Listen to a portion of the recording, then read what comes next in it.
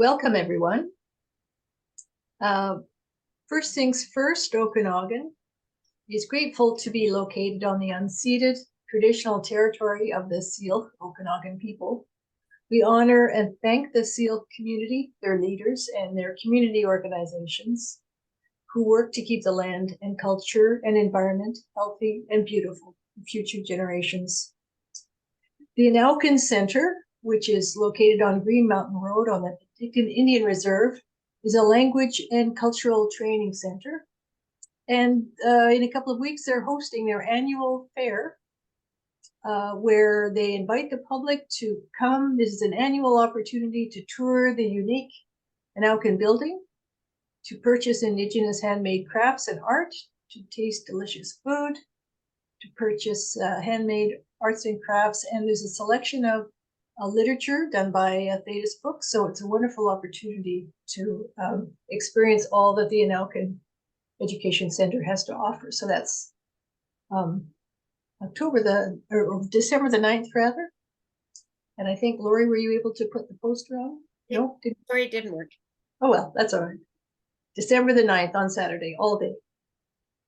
So First Things First has been hosting these monthly deep dive meetings since 2020. We present speakers who bring different perspectives on climate solutions. By learning together, we hope to gain insight into what we can accomplish here in the Okanagan. So Lori Goldman is tonight's Zoom technician. Put comments in the chat if you have any technical issues. And Lori will be sending you a link to the webinar recording that you can send to other people if you wish, or watch it again, along with other interesting links that come up in our discussion. So now I'm going to turn things over to Sue Kirschman to introduce tonight's topic and guest speaker. Thanks, Margaret. Tonight we'll be learning about resiliency in the face of a changing climate. Locally, we are experiencing various effects from climate change, including major flooding, more frequent wildfires and smoke. And in 2021, almost 600 British Columbians died during a heat dome. 64 of these deaths occurred in our interior health region, and about 90% of the victims were over the age of 60. Our guest speaker, Danielle Arigoni, will talk about the importance of adapting our communities to protect the older and most vulnerable residents. But before I introduce her, we'd like to do a quick poll to find out how you have been impacted by climate events. Margaret's just going to bring it up, and if you could choose any of the items, all of the items in the list that apply to you. And the poll is anonymous, just so you know. So you can just click on those items that you were affected by. Let's give everyone 2 minutes to complete the poll. And I don't see anyone clicking on it. Is it working? It is working. Okay.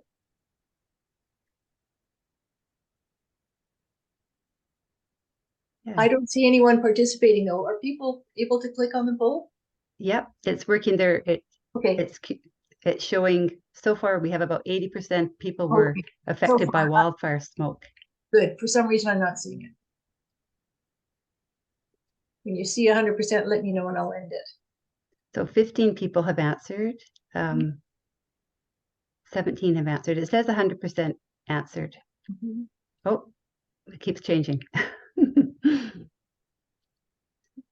says 19 out of 19 have answered. Okay. I'll end the poll. We were just doing this as a little bit of an experiment. So can people see the results of the poll on the screen? 74% have shown that they were affected by wildfire smoke, 37% by heat, which is no surprise. We had such a hot summer last year, 21% by evacuation or property loss, 16% by loss or damage to crops, and then water shortages and drought for 32%. And the other, which we couldn't specify, but interesting. So in Penticton and throughout the Okanagan, a high percentage of residents are over the age of 65, which makes tonight's topic especially relevant. How do we keep our elders and other vulnerable populations safe when facing climate events. Danielle will speak to this issue and more. Danielle Arigoni is an urban planner and community resilience expert. She currently serves as Managing Director for Policy and Solutions at National Housing Trust, where she provides strategic direction for the organization's sustainability and resiliency policy efforts. She is an author of Climate Resilience for an Aging Nation, which explores the impacts of climate change on a rapidly growing demographic, the people over 65, and the need for community-scale solutions to reduce risk for all.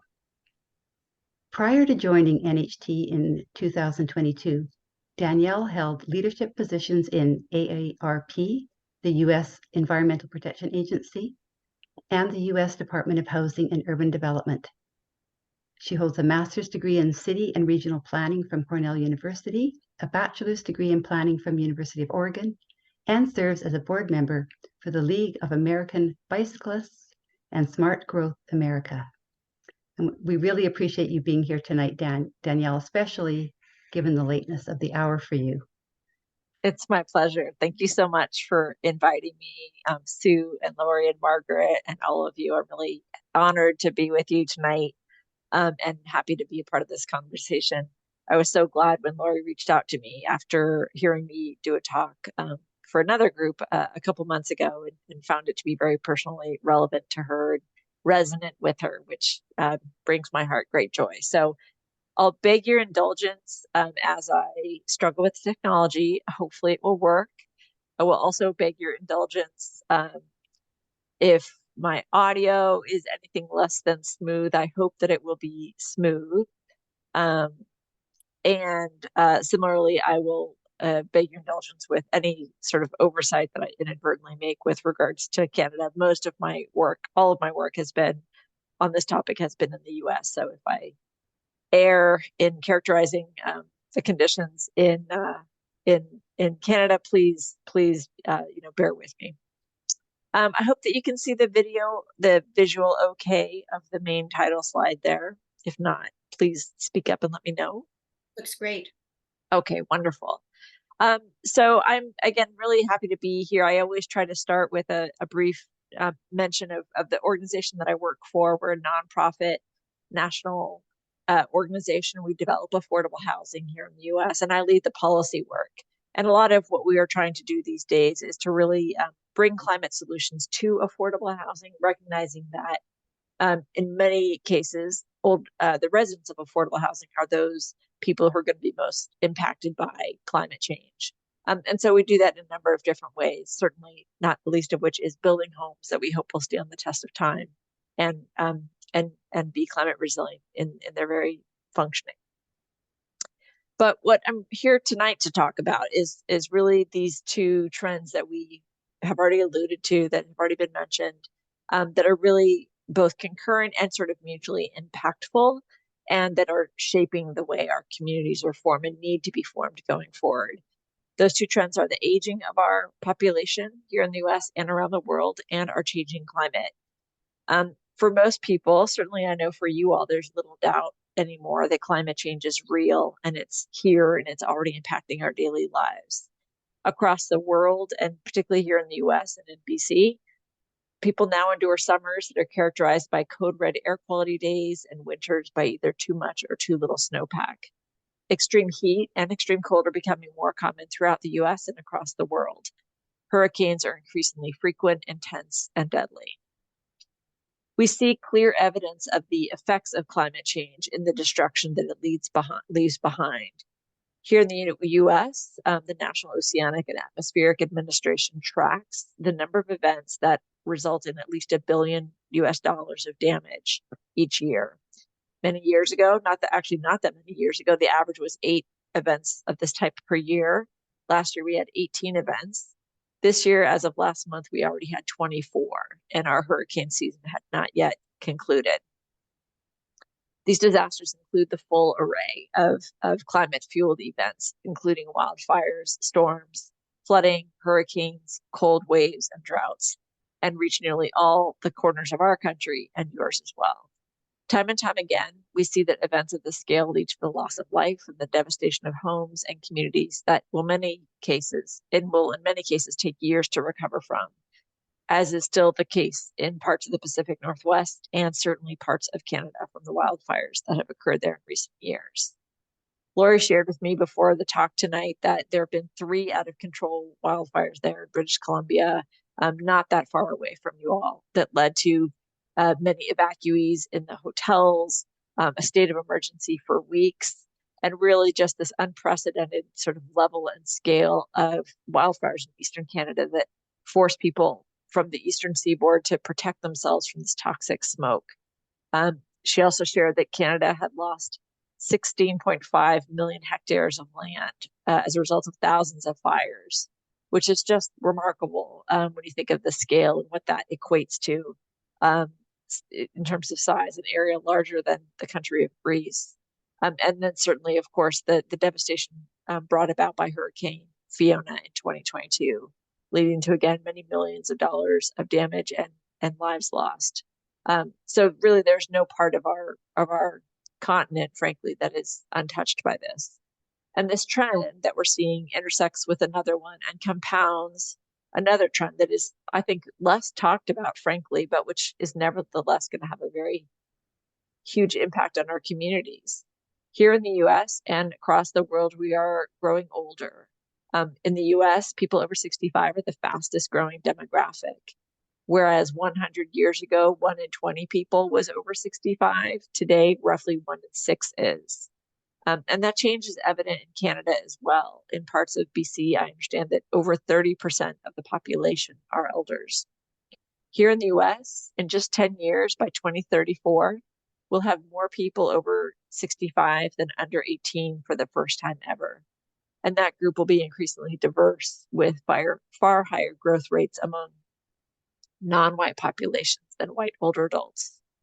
This change represents a significant tipping point among a sizable share of our population, but it really doesn't get the media coverage that it deserves. And as a result, many community leaders and advocates are left with a poor understanding of what this shift means and what older adults' needs are.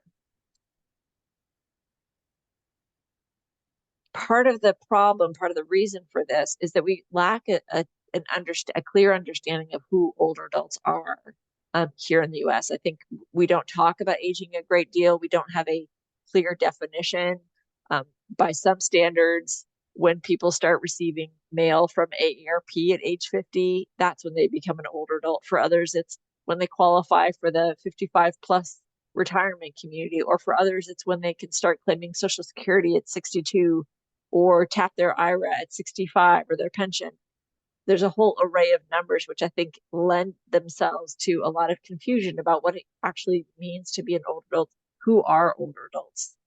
And I think that's exacerbated even more by the fact that we live in a youth-obsessed culture where really whenever you hear the word aging, it's often accompanied by the word anti in front of it. But there are some inherent truths to aging when we look across the cohort as a whole. We know that here in the US, 1 in 6 people over 65 live at or below the poverty line. 96% live outside of congregate facilities, so outside of nursing homes and care facilities. They instead live in the community, often alone. 20% don't drive. 1 in 9 live with dementia. 1 in 5 need help with activities of daily living, and about 40% have ambulatory limitations of one form or another. It's really a shortfall for all of us when we fail to acknowledge these realities and let them inform how we approach our work, particularly the work of creating a more climate resilient future. Those challenges are sort of exacerbated by the fact that each of these 2 trends, which is fairly momentous in their own right, has very different and distinct sets of institutions that work to address them. So whereas you've got a set of engineers and data analysts and climatologists and emergency managers who are thinking about what it means to plan for the current days and the future days with growing climate risks, you've got a very different set of actors thinking about what it means to have a larger share of older adults in our communities. Those are the gerontologists and the demographers and healthcare professionals and aging advocates. This division of labor is often mirrored in state and provincial and local agencies where the work is similarly siloed. One set of professionals working to manage public works and regulate utilities and manage emergency response, and an altogether different set charged with promoting health and healthy aging. And I think therein lies the rub. You have these two siloed approaches that are responsible for tackling complex problems without a full understanding of how they intersect. As a result, there's too little attention paid to the intersection between climate risks and an aging population. There certainly is not enough focus on how and where climate change exacerbates risk for older adults and what that means for the communities that are home to an increasingly large share of them. By all accounts, at present, we're not doing a great job of creating communities that meet the needs of older adults. That lack of understanding of who older adults are and what their needs are, frankly, has led to many planners having blind spots about how to create and manage communities, notwithstanding any additional climate risk. As a result, many communities lack adequate trees to cool our sidewalks, or benches for seating in parks, or seating and shading at bus stops, all making it really challenging during days of increased heat. We don't provide enough safe, affordable housing that is also accessible. We don't offer enough reliable, accessible, and affordable choice in how to get around once a person stops driving. There's so much work to be done to make communities more livable and age-friendly, even without factoring climate risks. Globally, of course, many cities are working on this by joining the WHO's Global Age-Friendly Cities program, where they work to advance 8 domains of livability. But there's so much more to do to address the blind spots that we all have about what it means to age in place. And I would say that's especially true when you think about the impacts of climate change and climate-fueled disasters, where it's painfully clear that we are failing to create communities that safeguard older adults in their times of greatest need. Certainly that is the case for the largest named disasters, the one that occupy our collective memory here in the US, Hurricane Katrina, the heat waves that impacted you all there in BC as well. And so many more. For nearly 2 decades, these events claim a far greater share of older adults' lives relative to the fact that they represent just about 20% of the population. Older adults die at double, triple, or quadruple the rate of people who are younger. And this trend line and the fact that it has remained virtually unchanged for 20 years makes it painfully clear that we are failing to create communities that safeguard older adults in their times of greatest need. It's not that we haven't been told this was happening. Often news stories report on these tragedies, but at a national level, we haven't dedicated the kind of attention and focus that we need to reverse this trend. We simply haven't made it a commitment, a priority to solve this problem. It's not only in lives lost that disasters affect older adults. There are many ways in which older adults' lives are impacted by disasters. For those who own their home and who have most or all of their retirement savings tied up in their home equity, disasters can be devastating. It's hard for anyone to rebound, but particularly so for older adults due to their limited access to capital, limited time to rebuild savings, and long timelines for federal relief. Moreover, people who struggle with cognitive decline or who aren't computer literate may find the administrative burden of accessing federal disaster relief of the type that's offered in the US to be simply too hard or too complex. Disasters also impact the health of older adults. When roads are closed or the power goes down or transit service is interrupted, people in need of regular medical care are unable to access it. When disasters damage a home in ways that create further health risk, like when flooding damage leads to black mold, and the impacts on health have a much longer timeline. And when all of those effects are combined with the trauma of experiencing climate-fueled disasters, it's no surprise that research shows that they lead to worse health outcomes for older adults. This year, fire caused Yellowknife, the capital there in the Northwest Territories, to evacuate the entire population of 20,000 people to places up to 1,000 kilometers away with no support for housing or news about when they could return. So even for those who do safely evacuate, whether it's temporarily or permanently, there still are health disruptions. The disruption or consequences rather, the disruption of routine, the lack of access to medical care or caregiving, and again, the trauma of that relocation can accelerate mental and physical decline. And in these ways, climate change becomes a very real threat to being able to successfully age in place. The problems don't arise, however, just during or after disasters. There are these new normal conditions that we're all learning to live with that also have a disproportionate effect on older adults, particularly those who live with pre-existing health conditions like heart disease, hypertension, or respiratory challenges like asthma. This new normal is unfolding every day. We just finished the hottest summer on record on Earth so far, which of course impacts everyone, but not everyone equally. My point of view is that climate change is wreaking havoc on older adults in a much more insidious and complex way. We know that periods of prolonged heat in particular are deadly for older adults. In the US, extreme heat is now the leading cause of weather-related deaths in this country, killing more than all other weather-related deaths combined. Here in the US, heat-related illnesses leads to 12,000 people dying each year. And of those, 80% are over 60. We certainly saw this in the Pacific Northwest in 2021 and there in BC in that same year, where here in the US, 1,000 people died. In the county where the largest number of people died, the average age was 67. That same heat dome killed over 600 people in the Vancouver area, mostly disabled people and seniors living in poverty with no air conditioning. That death rate is because older adults don't process excess heat the same way as younger bodies. Fatigue and weakness from heat exhaustion can be missed because they mimic other conditions, thereby going untreated. Famously, a researcher named Eric Kleinenberg researched the effects of the Chicago heat wave back in 1995 and documented the importance of social connectedness in his study of the fatality rates among older adults during that disaster more than 25 years ago.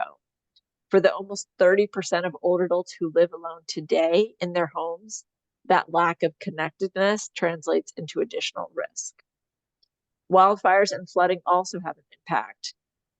This year, floods across BC and Ontario, tornadoes and hail in Manitoba and Ontario, plus extreme heat in the north causing permafrost to melt and leading to unstable homes, is disproportionately impacting Indigenous people, especially older adults. That carries through for Alaska and the US as well. All of those conditions, plus the toxic smoke from fires and black mold found in homes that have been flooded, exacerbate respiratory challenges. Dust from drought and fires can increase the risk of heart attack, especially for people who are overweight or diabetic. The impacts extend beyond health as well. Into the finances of older adults and certainly exacerbate the housing challenge that many older adults already face in terms of being able to afford a safe and stable place to live. Here in the US, there were about 14 million households headed by someone 75 or older in 2019. Nearly half of those paid more than a third of their income for housing. And among renters in that age group, 3/4 of them do. That was several years ago. We know that rents have increased and the housing crisis, certainly in the US, has become much worse. So I fear what the next report will reveal. But these climate disasters that we're talking about have an impact on the cost of housing as well in ways that don't just impact homeowners. We talked about the loss of equity. We talked about the damage of the challenge of responding from disasters. But even when there are disasters per se, insurance is starting to recognize that climate risks pose a greater threat and passing those costs along to homeowners. Landlords too pass along higher insurance premiums to renters in the form of higher rents. And builders, including the nonprofit organization I work for, increasingly recognize that the cost of insurance makes it difficult to develop the affordable housing stock that we need, particularly when it's in areas of greatest climate risk. For all of those reasons, we know that the cost of utilities, the cost of insurance is just piling on to the already challenging dynamic that many older adults face in being able to maintain affordable, secure homes. Extreme temperatures also strain our electric grid, creating still greater risks for older adults. As we discussed, more hot days and more extreme cold weather puts greater demand for heating and cooling on a grid that is already not necessarily designed to withstand extreme weather. As a result, outages become more common, certainly here in the US, in places where they even have become routine. In Canada, gas and electric heat is still used in many homes.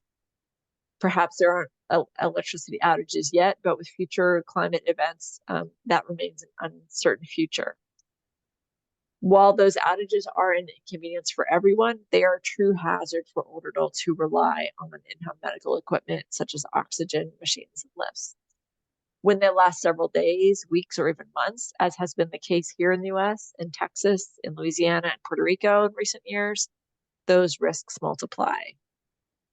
Residents of upper floor apartments in multifamily buildings without backup power who can't manage the stairs become effectively trapped until the power comes back on.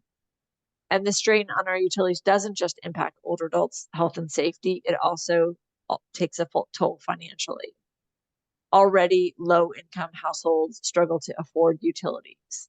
AARP reports that here in the US, nearly 1 in 5 low-income households headed by an older adult went without basic necessities for at least 1 month to pay a utility bill. That means that someone suffering in a home or apartment that's too cold or too warm is making real-time decisions about how much they can afford and how much discomfort they can withstand. In addition, as I mentioned, insurance premiums are on the rise as we develop more data-informed projections about risk.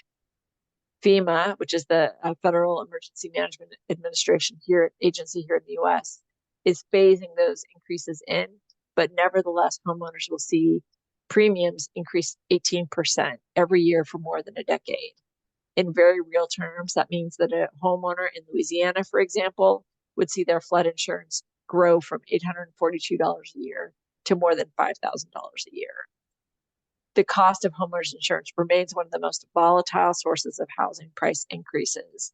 And in some states like California and Florida, insurers are no longer writing new homeowners insurance policies at all. So all of that is a pretty, stark reality for what we face. Hopefully by now you're wondering, what is it that we can do about it? How can we begin to turn the tide on these dual trends that compound risks for older adults, making them more vulnerable in the face of climate change? For me, I felt that I could make a contribution by diving deeper into this topic, ultimately sharing my perspective in the form of the book that was mentioned at the top, Climate Resilience for an Aging Nation. I drew on lessons learned throughout my career and even more learned during my year of research, ultimately landing on 3 big takeaways that I think start to pave the way towards solutions. First, it's important that we are clear-eyed in our understanding about how climate change is impacting older adults and accept that in many cases, it impacts older adults more greatly.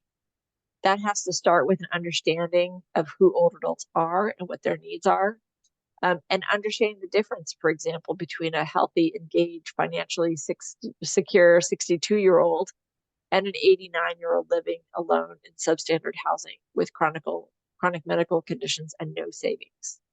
Or the difference between a grandparent living comfortably in an intergenerational home compared to one who's caretaking for an adult child with a disability. Older adults are a varied group in ages and abilities and more racially, ethnically, and linguistically diverse every year.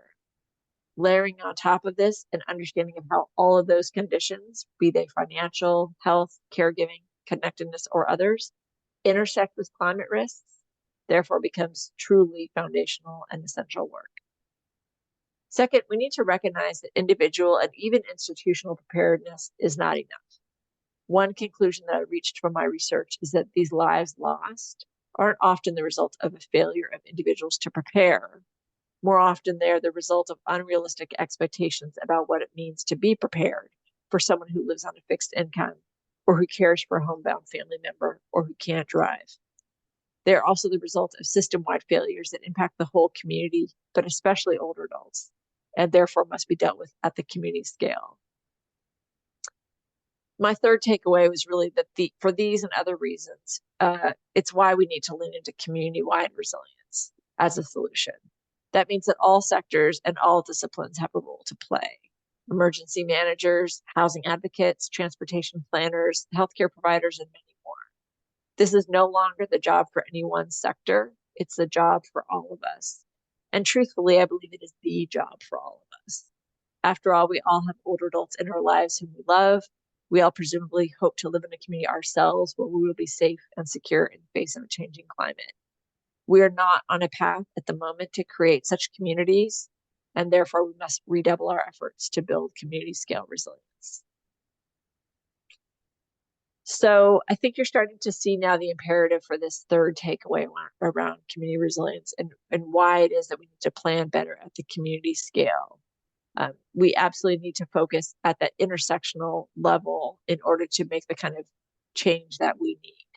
And that really begins with thinking differently about what resilience means and who is needed to achieve that. So when I think about resilience, I'm a land use planner, an urban planner. My mind naturally goes to the sort of public systems and policies and infrastructural improvements. It means things like more hard infrastructure, like seawalls and levees to protect communities, more green infrastructure to manage flooding, and a more resilient grid that can keep the power on. But it also means more resilient housing construction, especially in age-targeted housing, through stronger building codes and zoning reform and policies that would encourage smaller, denser housing that reduces utility consumption. Work is already underway in BC, like the Zero Carbon Step Code, which is a great way for municipalities to dramatically reduce greenhouse gas emissions and save energy costs for older adults. Here in the US, we're making incremental progress towards that, and my organizational National Housing Trust is doing our part to ensure that affordable housing also benefits from climate investments. Climate resilience would also deliver a diverse transportation network that includes public transit and biking and walking to provide safe, affordable, and reliable options for the 1 in 5 older adults who don't drive. It would account for shading and seating needs for people who are reliant on services to ensure that they remain viable in extreme conditions, including trees and safe and well-maintained sidewalks and bike lanes connecting communities. Community resilience would also include multiple modes of communicating about disasters, keeping in mind the significant share of older adults who aren't internet savvy or who live with disabilities or who speak a language other than English. Some of the partners in order to achieve this future state of climate resilience are ones that planners don't traditionally work with, but nevertheless play a critical role. Utilities, for example, can implement payment systems that lower the seasonal cost spikes that may cause older adults to go without cooling or heating. And they can encourage greater investment in energy efficiency and renewable energy and battery storage to provide power when the grid goes down. Healthcare professionals can proactively discuss the concept of climate change and the impact of climate change on health in the course of medical care so that older adults and their caregivers better understand the risks of longer, hotter seasons or poor air quality days as they relate to underlying conditions. Emergency managers and climate resilience planners can more explicitly incorporate aging in their planning, not just for older adults who live in facilities, but also for the vast majority who live alone in the community. They can support and plug into age-friendly planning efforts, and emergency managers can serve as both a resource and as leaders to advocate for more risk-informed infrastructure decisions. And finally, aging advocates and geriatricians can recognize that climate change is central to their work. They can educate and train their industry and integrate climate considerations more routinely into how they develop programs and policies to serve the needs of older adults. They can make themselves known as experts and establish relationships that cultivate a greater understanding of and consideration for older adults. When these and other disciplines center their work around how to reduce climate change risk for older adults, we create safer and more resilient places for all.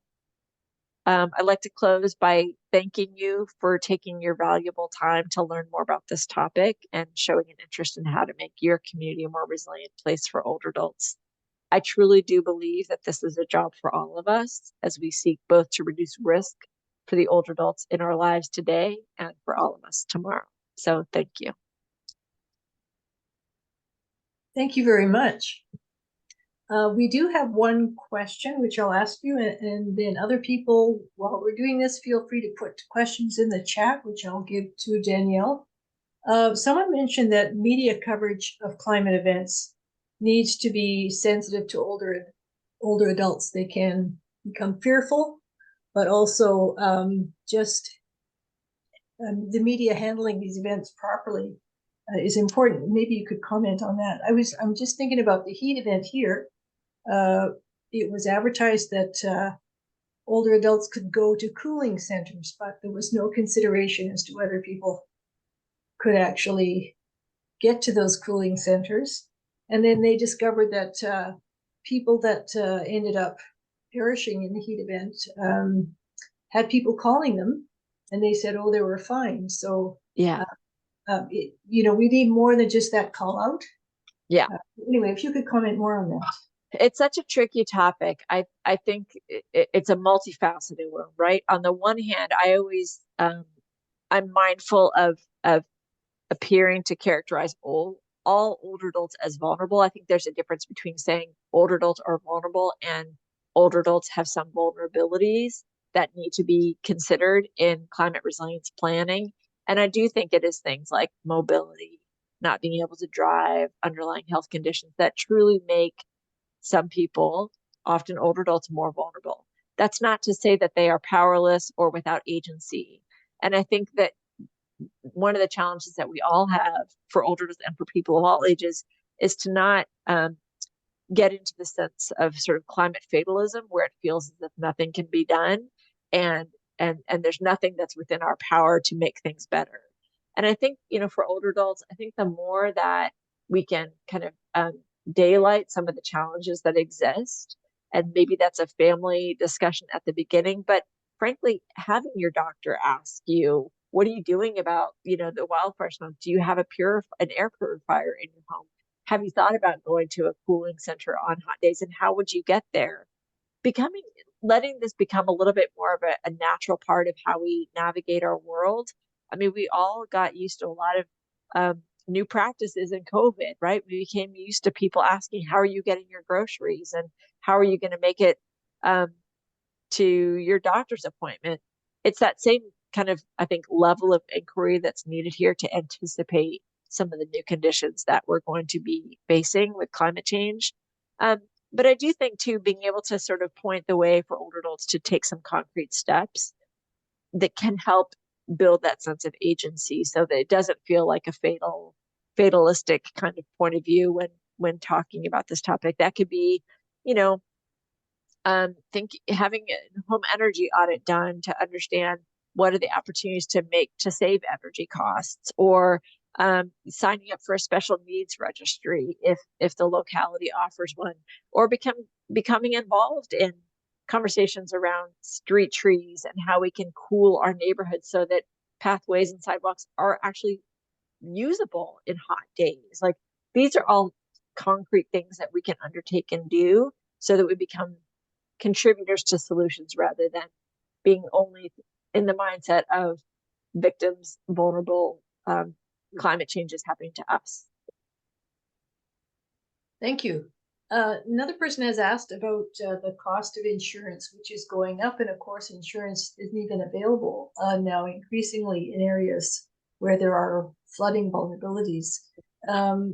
I don't believe this has happened in Canada, but in the United States, is it true that some state authorities are taking over insurance for populations that can't afford it? And maybe you could just comment about that insurance piece of the rising costs, and that's going to obviously have an impact, as you mentioned. Absolutely. That we have something called the National Flood Insurance Program, which does provide flood insurance sponsored by the federal government for people in vulnerable areas. There's still a cost to that, so it's not as if we're, scooching private sector out of the way. But I think that is meant to serve as a backstop. I understand that's also the case in California, where some of the private insurers are no longer writing policies on new homes. My understanding is that the state has stepped in with a different product that will provide some baseline insurance, obviously at a cost. I think the real question there is like, who is ultimately going to pay? I mean, if it's a public entity that is seeking to ensure that insurance is available, it's still the public who's going to bear the cost of that. And the same, the private sector is ahead of the game here. They've already quantified the risks facing facing them when they insure new homes in California. They've come to the conclusion that it doesn't make financial sense to do that. When we are the insurer of last resort as the public sector, it causes me to wonder what is the price tag that we're ultimately going to be asked to bear in ensuring that people are covered. It's a really challenging and thorny issue. I'll confess that there are people who spend all day thinking about insurance, and I'm not one of those people, so I can't speak with great expertise on it. But it is in some ways, I think, the sort of tip of the spear in pointing the way towards financial models, financial solutions that may ultimately help to shift the way people think about risky locations and where to locate, so they can avoid some of these incredible insurance prices that are going to be becoming more common. We have another question about housing. Of course, I'm sure affordable housing is an issue in the United States as it is here in Canada. In the past, our federal government funded cooperative housing, which is a great way to build community and sustainability. They're no longer funding that. Do you have cooperative housing in the United States? And you're increasing support for affordable housing? I would, so there's two questions on that. One, do we have cooperative housing? We do, few and far between. And I would say just last night I was at an event here outside DC where one of my friends who came lives in a co-op housing arrangement herself. And we were talking about book writing, and she's like, I'm going to write a book about living in a co-op in the US. I was like, you should.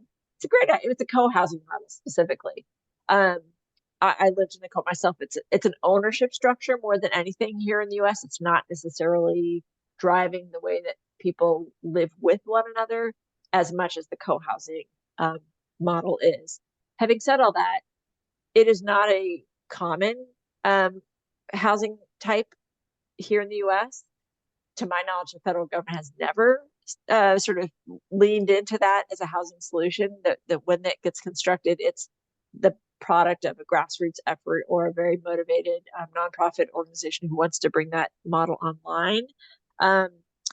Your question then about funding for affordable housing, I think this is a perennial problem in the US, where if you ask anybody at the local level, what is the thing that is the greatest challenge for your community, it will almost always be affordable housing, or it is so commonplace that is almost predictable that will be the thing that people point to as their community's greatest challenge, or one of their community's greatest challenges. That does not percolate to the national level.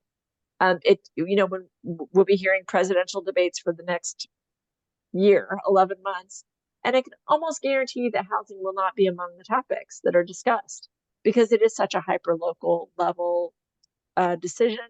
It comes down to a local zoning that's adopted, the building codes that are in place, the local and regional market that shapes what kind of housing gets built.